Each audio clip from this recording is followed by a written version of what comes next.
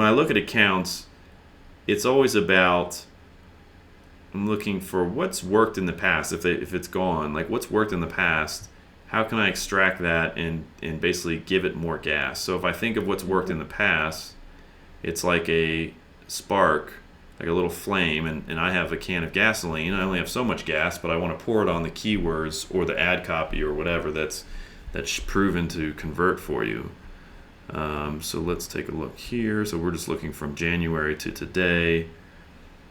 So a little misleading, but it's like one of your top converting keywords is, of course, your branded term. I have no idea why that is the case. It's really annoying. I have no idea. Oh, well, I can tell you why. It's very easy, because the people who type that in like are already where they are in their mindset. They're looking for you and they're ready to buy. They just don't type in your URL, which is they just don't type it in virginhairandbeauty.com. They just type it into Google. So that's very common. And it's cheap, right? The cost per click on this is 16 cents. And it's fine. There's nothing wrong with that. But this is, so I have a video where I talk about the 3 campaigns, or maybe it's the 2. I have so many videos, but the 2 most important campaigns to have. The first one is a brand campaign, and the second one is a remarketing campaign. And so we're going to zoom out here and talk about for a second the importance of simplicity and structure for your account. So you want a brand campaign, which is a campaign that only has keywords targeting like Virgin Hair and Beauty and virginhairandbeauty.com and Virgin Hair and Beauty coupon. People, that's it. Those are the keywords in the brand campaign. And the reason you do that, because some people say, well, they're already looking for my site, so why would I pay money to advertise there? And the reason is because it pushes other options off the screen, right? So Virgin Hair and Beauty, it will push, now I guess I'm not showing up in the thing, but it'll push all these other search results down so that you have better control of the messaging. Yeah. Now, as a small business, like, you could not run that campaign. If the budget is tight, then you could turn that off. But it does pretty well, understandably. But it's kind of misleading, so that's why it goes in its own brand campaign, so that you're not thinking, oh, this campaign is doing so well, when a brand campaign is always going to do well because people are already sold on your company.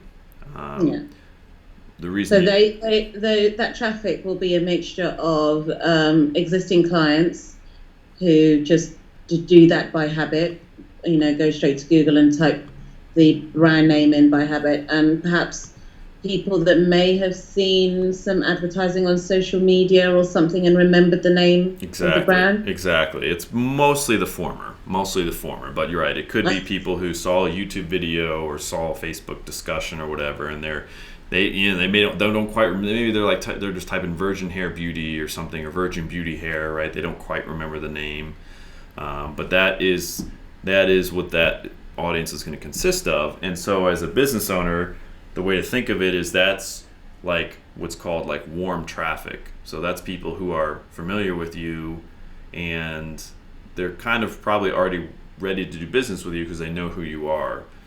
It's okay to advertise to them, but you're not going to grow your business necessarily doing that, because you want to get in front of cold traffic, which is people who have never heard of you before. Yeah. And that's why at the very top level, account level, we have different campaigns based on who you're getting in front of. So the brand campaign is a warm campaign, and that's its own little campaign. Maybe it's $5 a day, and it just toots along, targeting Virgin Hair and Beauty or similar terms, and that's it. So that's what we see here. The next thing what I would look at is like, okay, let's get some keywords in here. I want to see what other keywords converted that were not brand terms. So human hair bundles is the next highest one, 7 conversions at $55.95. Now this here is what's called, you may already know this, but this is broad match human hair bundles, because you don't have phrase, you don't have a plus. So that means Google probably, so what I'm going to do is hit search terms to see what keywords they actually match it with. And I got to turn the conversion columns on again just so I can see. I have a love-hate relationship with broad match. I try not to use it. It's okay. It's not bad. I mean, they're getting better about using it. It's just you want to think of it as like you set up guardrails, so Google can't just go off the walls and just spend buku bucks. So usually I'll put broad match maybe in its own ad group. If I am using it, I'll check it at least once a week or several times throughout the week to put in negative keywords, right? And that's negative keywords to prevent ones from showing. But it's a good fishing keyword, especially if you're starting and you're like, I don't know what keywords, people now type in so many different things. Broad match just is more of a shotgun approach to allow you to get better in front of more people. So it's not bad, but it's just definitely you have to keep a watchful eye on it. Yeah, you do. So here's a keyword that did, 3 sales. So hair bundles UK. Okay.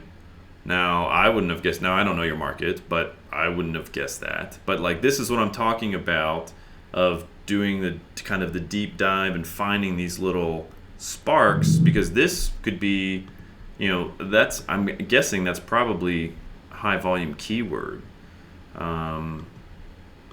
Now this would go in the UK campaign. So I like to mind map stuff sometimes because it makes it easier. So I'm just gonna kind of mind map so we'll say the account and then the campaign, or let's see the campaigns. So we talked about a brand campaign, and then we'll say cold UK and cold USA. And cold, I'm referring to, this is people who have never visited your site before. Yeah. And inside the campaign is ad groups. So there's 2 ways to go about it, depending on your budget and how many campaigns you're going to have. When working with smaller businesses or solopreneurs, and you're doing this yourself, it doesn't help you to have like 50 campaigns. So there's just too many things to look at. It's diluting your money.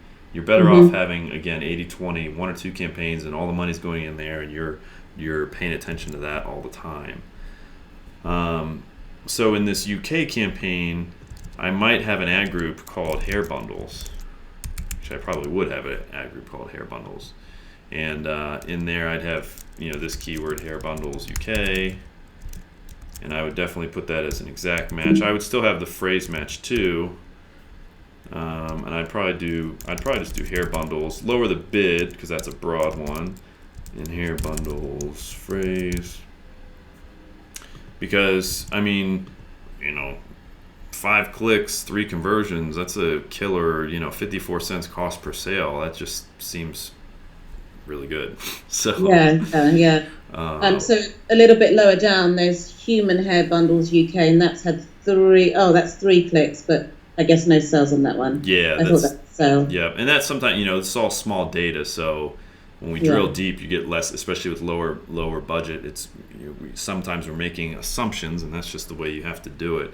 But let's see, virgin hair. So they're probably already looking for you. So again, virgin hair, macro Brazilian virgin hair. So that's probably a branded term.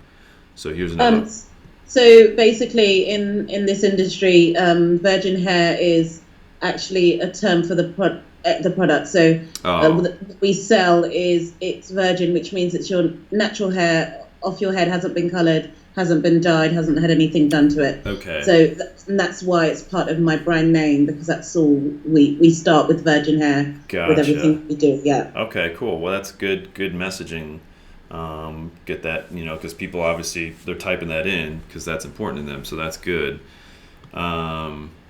So then maybe, so then it's so technically someone who types in virgin hair may not necessarily be looking for your site. Is that true? They could just be looking for. That's right. Okay. Yeah, that's right. Okay. They're looking for uncolored human hair. Okay.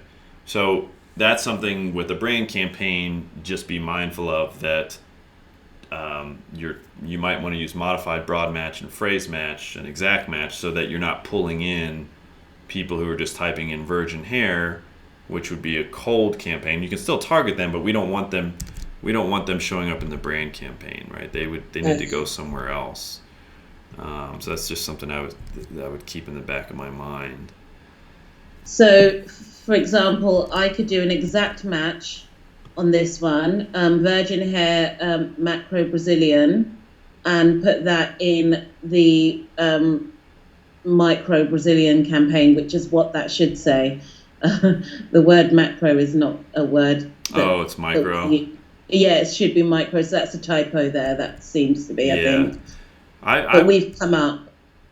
Yeah, I would probably, because, it's kind of exploratory a little bit, what I would probably do is I might just do virgin hair Brazilian or virgin hair micro, and maybe as like either phrase or phrase plus modified broad match. But that would need to be in its own ad group. You could do that in both US and UK. Virgin hair. Is Brazilian like a specific type? Is that too specific? Maybe would virgin hair micro be? Both would be very good actually, because the best-selling hair is Brazilian hair. Okay. Yeah. So maybe I would just call the ad group virgin hair, and then in there I'd have some keywords initially. Virgin hair Brazilian, virgin hair micro, and check that out. Yeah. So these two here, like European hair wigs, maybe, but it's like I only had one impression and one click, one sale, so it's kind of a guess. Yeah. So what I would do is just make a note of that, but I'm going to go back up and take a look at some other keywords. Let's see, because there was more conversion stuff, right? Where am I here? Converting terms, no search keywords. Okay. Yeah, actually, let's just do search terms. We'll see all the search terms. And you'll sort by conversions. So virgin hair and beauty, that's you. Hair bundles, virgin hair. So yeah, the virgin hair. See, here's just the phrase match. Good search volume and some sales. So I would definitely do that. Virgin hair and beauty. Virgin hair and beauty. Okay, that's brand. Reviews, that's brand. London virgin hair.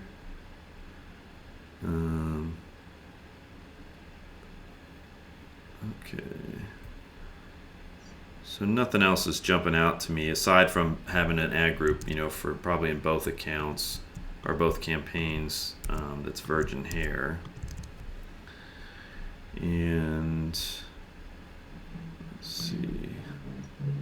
So Ryan, considering we're looking at a period between the 1st of January 2018 and now the 15th of May, I mean, are these doing well?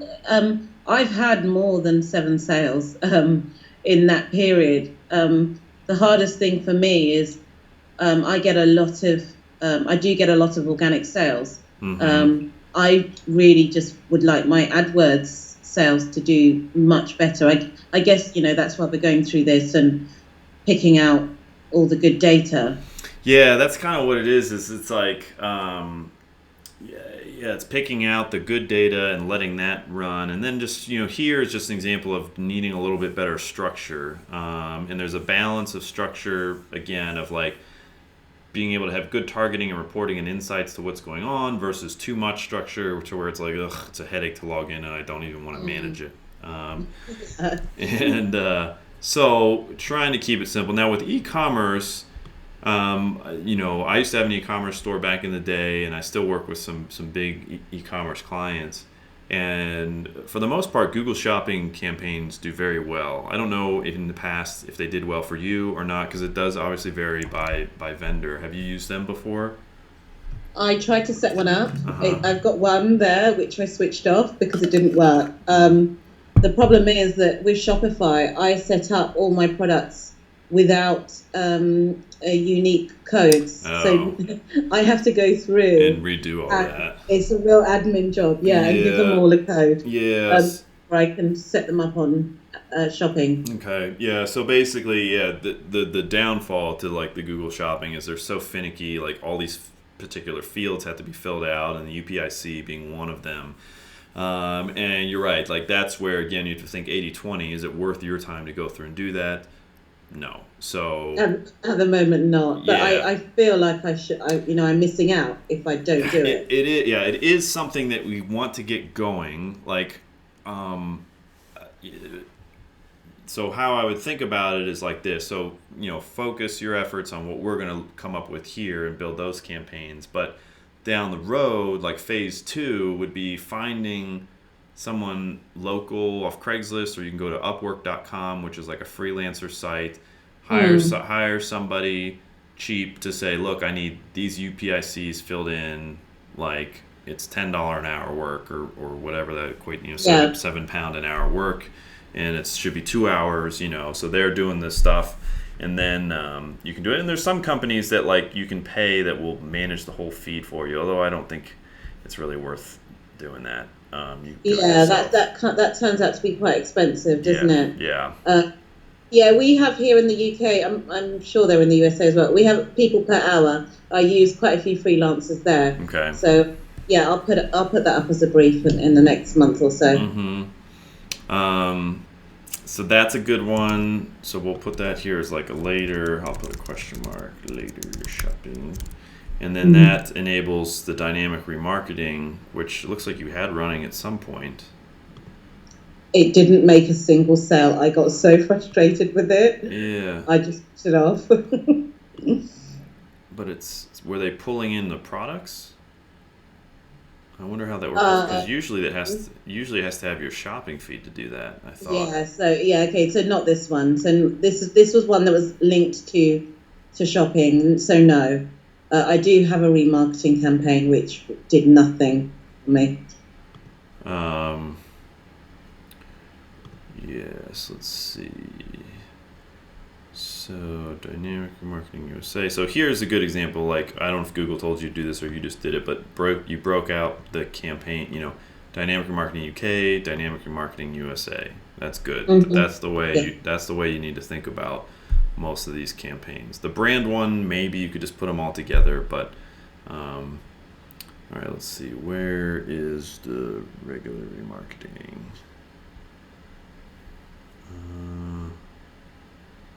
So all these very well set up campaigns were set up by my AdWords guy that I was using. He was on a monthly retainer, but I just didn't feel, that it was worth the cost to have somebody on a monthly retainer. To be fair, the ads paid for themselves, but that's just about all that happened. Right. Yeah. Yeah, and it's hard. I mean, it's a whole nother dance of like, can you find somebody to do it, and like, what does it cost, and do they know what they're doing? And you don't really know until you like get in bed together and like manage the campaigns for a little while. So, and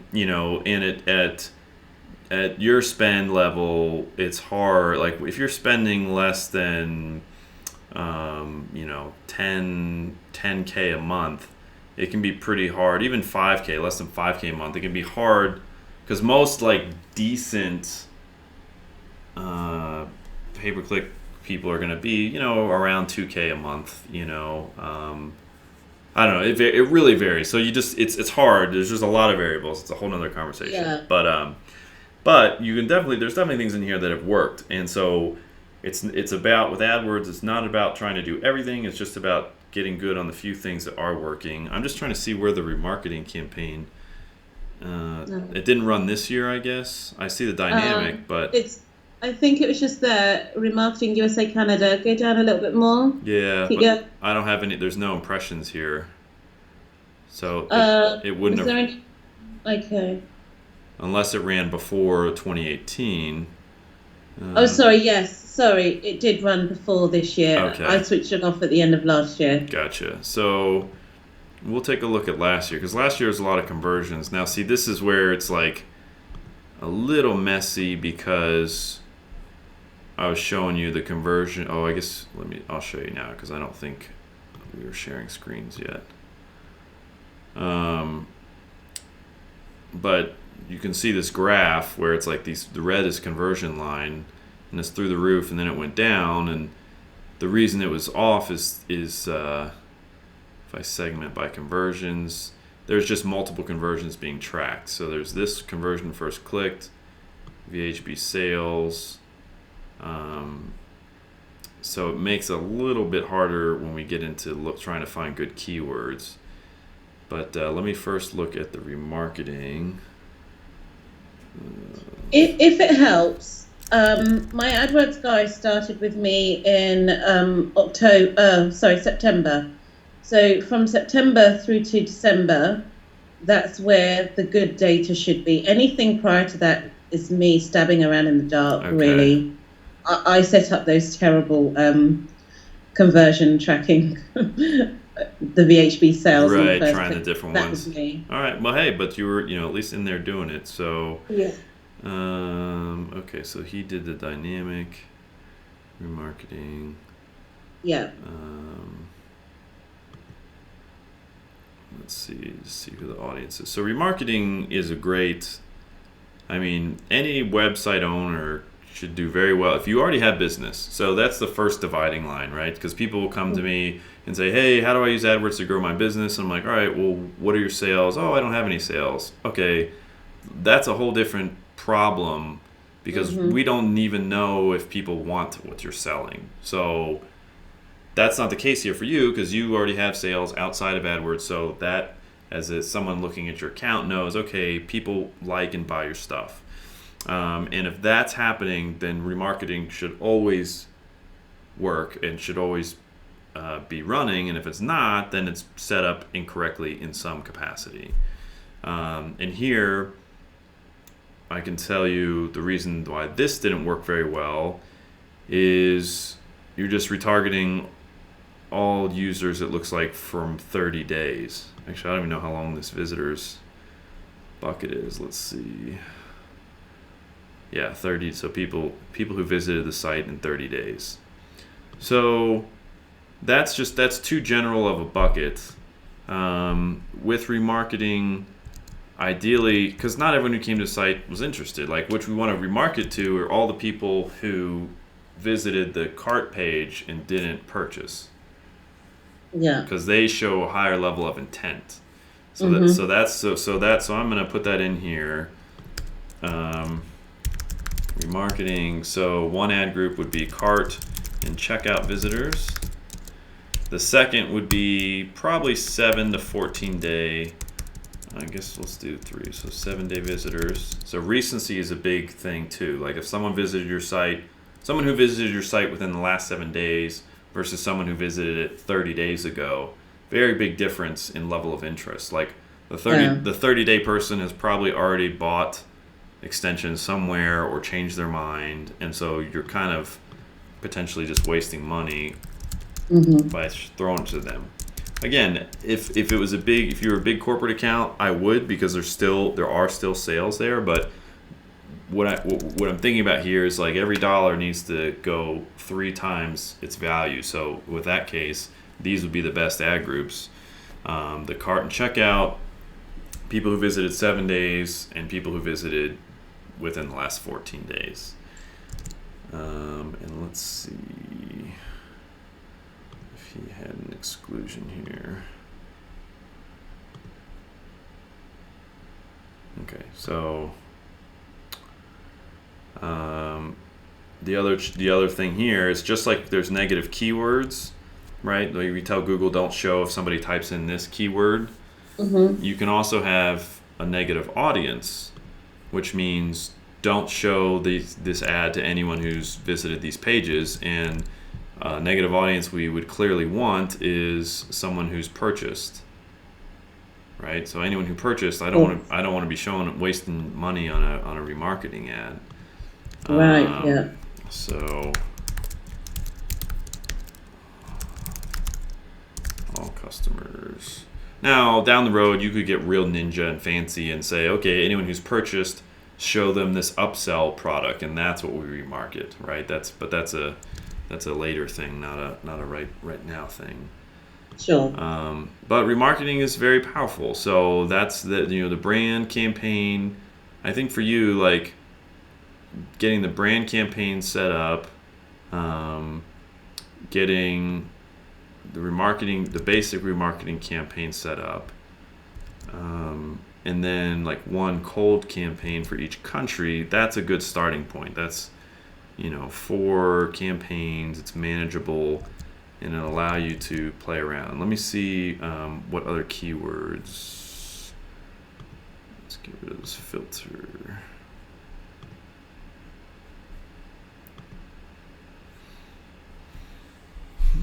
Okay, let's see all campaigns.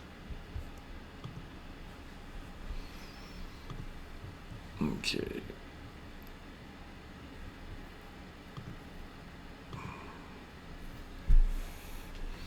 So hair tracking. Let me sort by conversion here. So converting terms. Russian hair extensions. Okay, so good cost per click.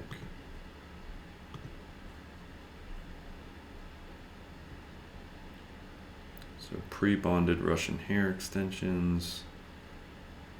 Now this, it only has 1 impression, 1 click, so it's probably, I wouldn't really use that. It's too big of a keyword, but Slavic Russian hair extensions, Russian nano. Is nano is that like micro, I guess? Russian nano hair, Yeah, like a size? It's a different type, yeah. Yeah. And then there's the gram sizes here. Interesting.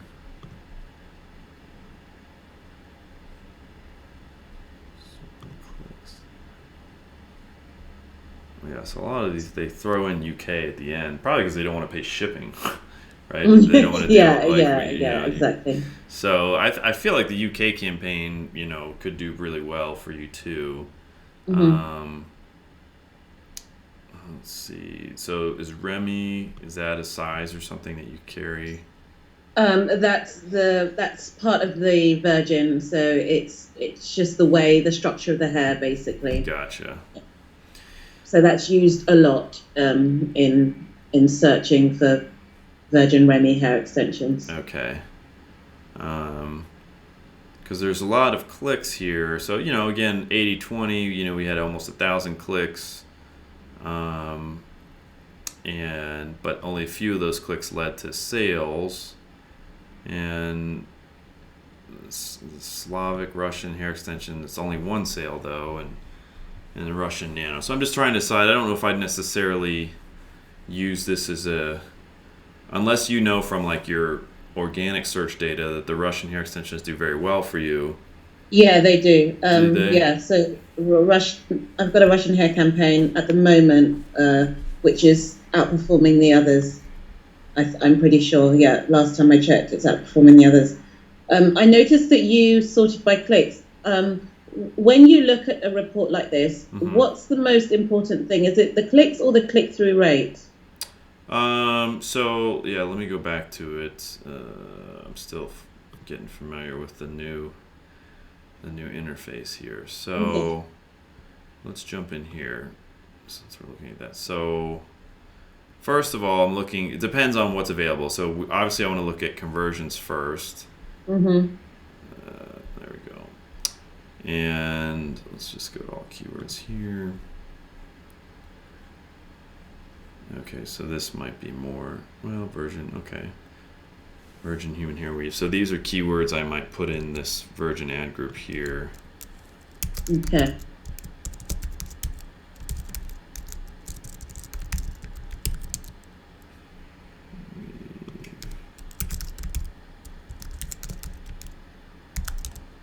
here. Hair extensions. Let me go back to that other campaign. That'll be easier to answer.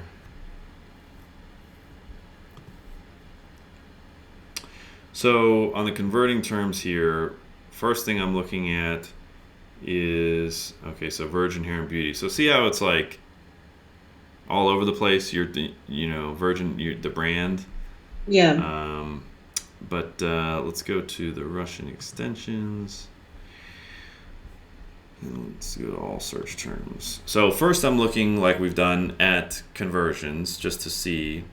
Then the second thing I'm looking at is clicks, because I'm looking for what's called negative keywords, which are keywords that I'm paying for that aren't about something I sell. So I don't know. Let's see if we've got any here. These might all be pretty relevant, but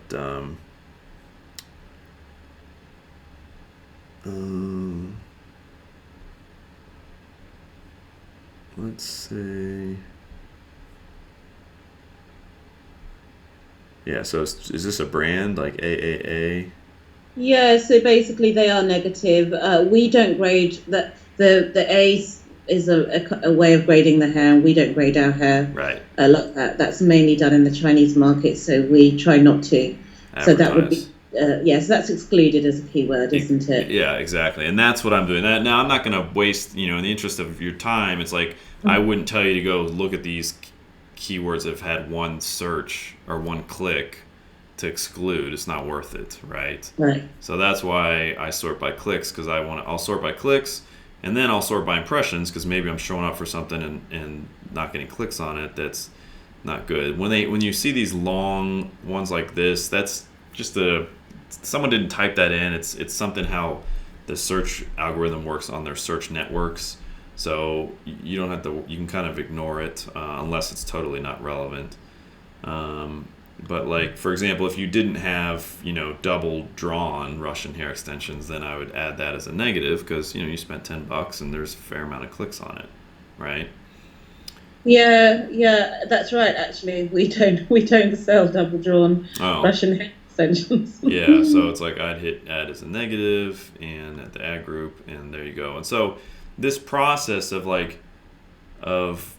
this is why, again, it goes back to the structure here of the campaign is very important, because it allows you to come in and kind of quote unquote work out your campaigns like once a week, where you can go in and add these negative keywords, and you can also add the positive keywords, meaning the keywords that have converted, and shift the budget around so that the what we're trying to do is starve the fat keywords that don't do well, a lot of traffic and stuff, but don't convert, and feed the keywords that do well and maybe aren't getting all of the budget and bid that they could be, because it's being eaten by something else. Okay, yeah, understood. So maybe now you'll know better, but like if, for example, the Russian hair keywords, Russian extensions do better selling them in the UK, then maybe I only have that in the UK campaign. But if they do well in both for US and UK for you, then I would put them both in there. That's a good point. I think, I'll have to look into that. Mm-hmm. I think for USA, it's definitely more Brazilian and European hair. Yeah, and that would make sense, because different styles and stuff. So it's like goes back to why it's like, why we don't want them both. We don't want to be advertising the UK and US in the same account, because of that kind of stuff right there, where it's like, a lot of women in the USA are interested in the Brazilian look or whatever, and in the UK it's the Russian look, and so mixing all that together, you're making the customer sort through the messaging, and they're not going to do that. They're just going to go to click on the next ad that's more clear. Yeah, that's right. But those are the two. Let me just do a quick keywords look here. So I'm just at the account level. Just want to look at the search terms. And so let me get the conversions in here. It's very annoying that like every screen you have to add in the columns. Yeah, I find that really frustrating actually, because you'd assume that it'd remember your last sort. Yeah, and it was pretty good It about says you that. can save it, but it never ever saves. Yeah, well, it saves it, but it's like each screen is like a different screen, so like you have to save it, like 50 times, and then I think eventually it'll be in. And it's just like, come on, that's when you know you have like engineers building this kind of stuff because they just Yeah. don't think like that. Yeah. Um, so yeah, so the Russian hair extensions. I'm just looking at the top converting keywords during that time. Um, yeah, Russian hair extensions definitely. These are all ones. So yeah, that's what you're saying. The Russian ones. Mm. So what I've done with that this year, because obviously we're still looking at last year's data, is I've created its own. I think I've created its own campaign, Mm. or I've put it within the new Converting Terms UK campaign. Actually, I've made so many changes, Ryan. I can't even remember what I've I done. know, right? It's just it's like an etch a sketch. You're just like Yeah. resetting it, and you're like, ah. Let's see here. June campaign. Yeah, it might be in this converting terms. Yeah. Yeah, you've got it as an ad group in the converting terms. Yeah.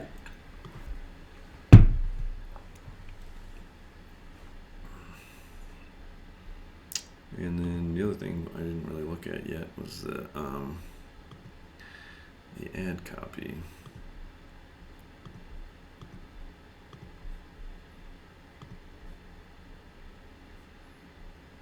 Okay. So probably too many ads in here. You know, two to four. I mean, good click through rate, except for this one. But let's add in. Let's see. Oh, it might not have been running then. So, okay.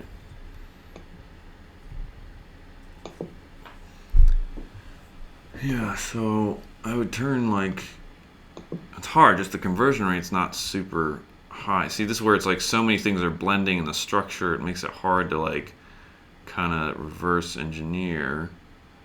Because there's a lot of clicks here, 1,200 clicks, 5 conversions, so that's the best one. Let's go back to the keywords.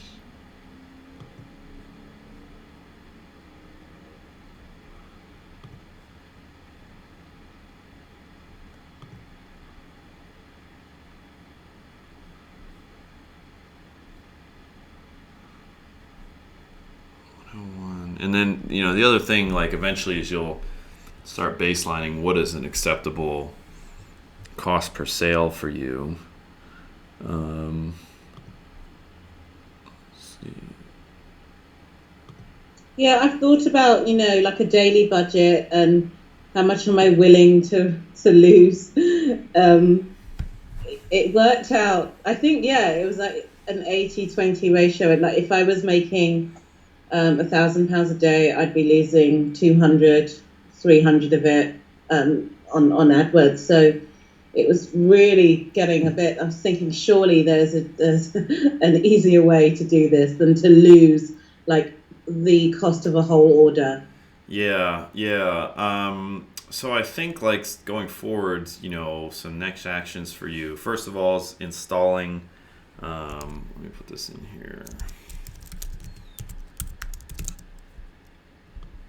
So install AdWords conversion code into Shopify, and then set up brand campaign. I would say, I'm going to say,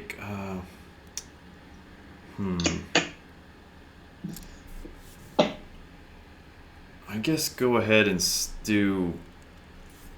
I'm just thinking the brand campaign. If I want to have you do a USA and a UK one, probably. I think for now, it'll be okay. You can just target all countries because if they're typing in the brand, they know who you are, so they know that you're based out of UK. So that's fine. Okay. For now. Later down the road, because again, this is where just different philosophies. Because I'm a very simple guy, and I found in my life and the life of people I coach and across all things, like the more steps and complexity you add, the more exponentially it increases the difficulty of getting something done. Yeah, absolutely. So like a lot of, like straight AdWords guys who don't have experience running their own businesses and stuff, like they're going to sit there and because the quote unquote best practice would be like have the separate campaign for each country. But now all of a sudden you got like 4 brand campaigns in your account, and it just makes a mess for managing for you, and you don't get the end result, which is like paying attention to the details and getting the sales. So setting up the brand campaign, and then depending on time, so you don't have to do these all at once. So what I would do next is for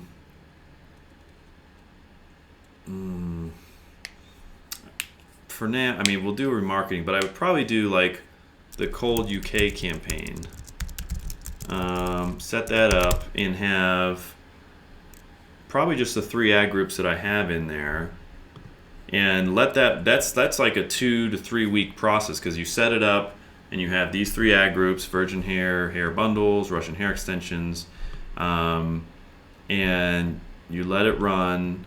And then after 7 days, go through and do what I just did here. Like look at the search terms and pause the ones that aren't, or exclude the ones that aren't related, and maybe even add negative. Like here's one where, you've had almost 100 clicks.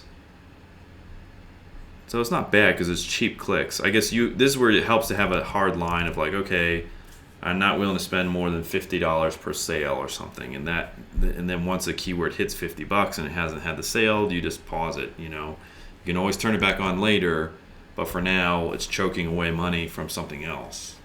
So I think just going through that process. Well, I guess you said more of your sales come from USA, so maybe this will be step 4. Make 3 USA.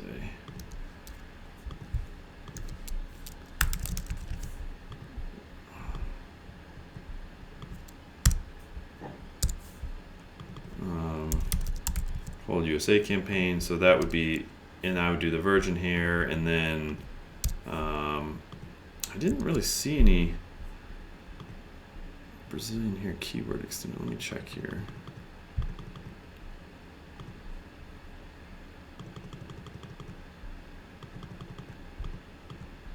So the problem with for me and Brazilian hair is every vendor or every hair extensions company is trying to sell that. So the competition is so super tough for keywords like that. Yeah. Okay. So maybe that's not one to bid on, because it's going to cost me something like £1.80 per click for Brazilian human hair or something like that. Brazilian hair extensions. It's really expensive.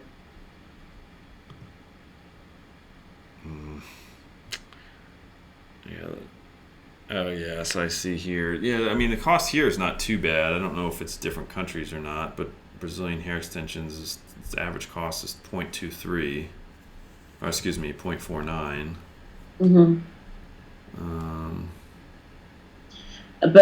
So yeah, I guess it just really depends on how much it gets clicked on. If it gets clicked on a lot and costs a certain amount, and then you don't make the sales, then it's quite frustrating. Yeah. Basically, my site is kind of a luxury hair extension site, so the prices are quite high, and so everyone will be looking for Brazilian hair, but not everyone will have the budget to order from Virgin Hair and Beauty. Right. So the traffic will come and they'll go away and try and find it perhaps cheaper somewhere else. Mm-hmm. But we have a high number of returning customers. Our returning customers make up, again, about 60% of our monthly sales. Oh, wow. Okay. So once they bought from us, they stay with us, which is great. Yeah, because they experience the quality and see that it's really good. Yeah. Yeah.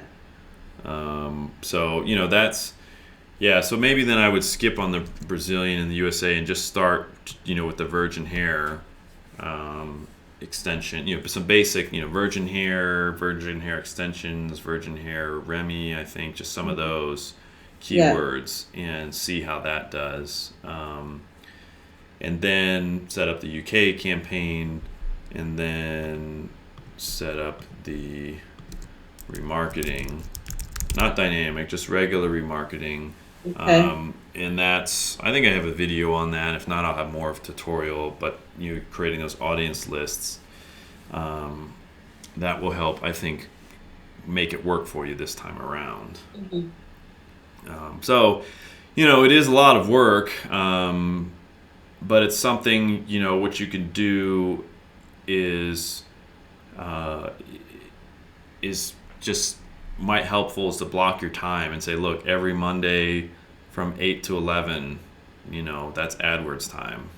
Yeah. One day a week or whatever. And it just needs to be consistent. That's the thing. It's kind of like working out. You're getting this campaign in shape and now you've had some success here and stuff, but you're kind of redoing it. So like, it's going to be a little bit of like soreness, and it's like, I don't want to go to the gym and you got to fight that out. But then you'll start to see, that's why we start with the brand campaign early, because you'll see very quickly getting some sales and wins, and that will give you momentum to build the cold one and the cold USA campaign, and you get to test around with that and just keep going.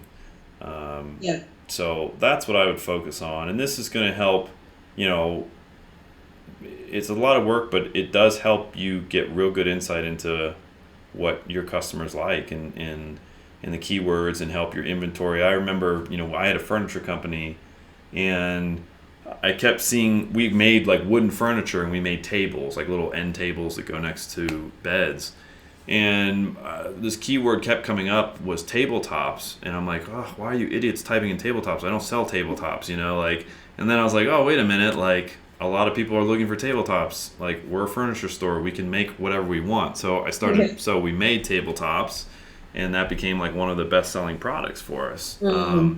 Okay, yeah, right. I understand. And so I wouldn't have had that awareness without being in this is like, this, here, I'm not gonna lie, this is like deep in the weeds of AdWords in the bottom of the swamp, but that's where you find some of the gold. And when you don't have like tons of money to throw at having someone manage it, this is the work you got to do to get it going. But it's valuable work because it's marketing, and as the owner of a company, to know your marketing is just, you can't outsource that. There's only a certain level that you can. Exactly. I completely agree with that. I agree. Mm-hmm. I find that if I do outsource it, I spend ages trying to decode everything that's been done. So that's why I've gone in and set up my own campaigns. And I know that what you're saying of me just blocking everything into one campaign is not a good idea. No. But I did that because, for simplicity as well, I just kind of wanted everything in the same place, and then I could look at what was doing well, very easily look down the line and go, okay, what's doing well, and then start removing the things that aren't, or pausing the things that aren't, and then perhaps building new campaigns. Right. But I will certainly split out the UK and the USA. Yeah, and the brand, and that will make it still pretty simple. It'll make it easy for you, and so those are the next actions I would do. Is a supplemental one I would encourage, if you haven't already, is purchase the book, The Ultimate Guide to Google AdWords. It's the fifth edition now. It's written by Perry Marshall. It's a very easy read. It's not like reading Google help files. It's like reading like a conversation, and that was a book that I read like 10 years ago, the second edition, that really helps you get more of the workout process of how how to make these campaigns more fit. So that's high dollar work for you to be reading that, because it's going to help you grow your business and just get a better sense of the marketing. And that's a skill that, you can use for other people's businesses too. So it's worth doing it. I will do. Thank you so much for your Cool. time. Yeah, Thank you. absolutely.